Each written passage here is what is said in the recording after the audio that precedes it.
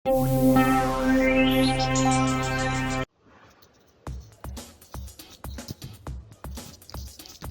এতটা ঘেমে গেছি গাইস, বলার মতো না। তো আজকে এটা লাস্ট ব্লগ, তো ব্লগ দুইটাই করব, বেশি আর করবো না কারণ শরীর ভালো না। তো এটা ব্লগ করে আমি চলে যাবো, আর শর্ট ভিডিও করব না, হয়তো বা করবো না কারণ এত সময় নাই আমার কাছে। তো গরম পড়ছে প্রচুর, তো আন্ডারগ্রাউন্ডে আছি। তো এখন এটা কিন্তু সাভার নবীনগর সেনা কমপ্লেক্সের ভিতরে। তো ওখানটাতে লোকজন কম আছে এখন, কারণ দোকান খুলে গেছে আর সময় নাই। তো আমি হয়তো বা মিউজিকের সাথে হিট করব। তো 2 মিনিটের বা 3 মিনিটের একটা ব্লগ হতে যাচ্ছে, হয়তো বা 3 মিনিটে, কারণ 3 মিনিটের বেশি আমি করতে পারছি না, কারণ আমার কাছে সময় নাই।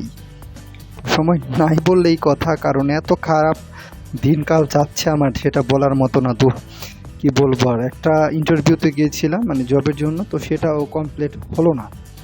কারণ না হওয়ার কারণ আছে, তো আমার ফিটনেস একটু প্রবলেম ছিল, তো আমি একটা ব্লগে বলেছি, আর বলবো না।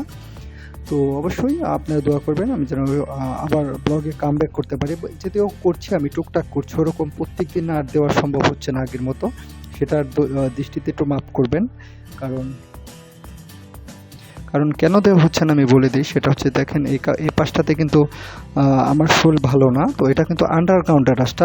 টপিকে ফেরা যাক। তো গরমে ঘেমে যাচ্ছি আপনাদের জন্য। প্লিজ লাইক আর শেয়ার এবং সাবস্ক্রাইব মাই চ্যানেল, আর ফেসবুক পেজ ফলো। তো আপাতত টিকটক একটু বাইরে আছি, টিকটকে ব্লগ দিচ্ছি না। তো ফেসবুক পেজ, ফেসবুক আর ইউটিউবে ব্লগ পাবেন আমার, সবসময় ব্লগ করবেন।